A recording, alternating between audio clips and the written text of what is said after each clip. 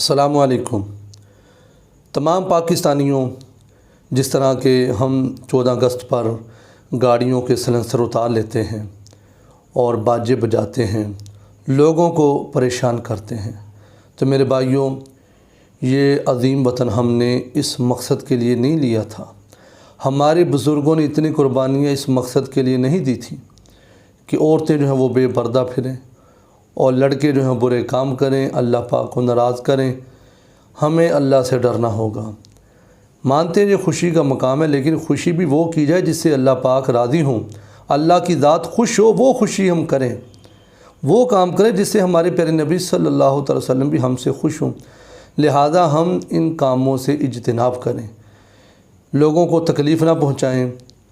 بجائے dance music کے ہم قرآن پاک پڑھیں، نوافل پڑھیں، اللہ پاک کا شکر ادا کریں۔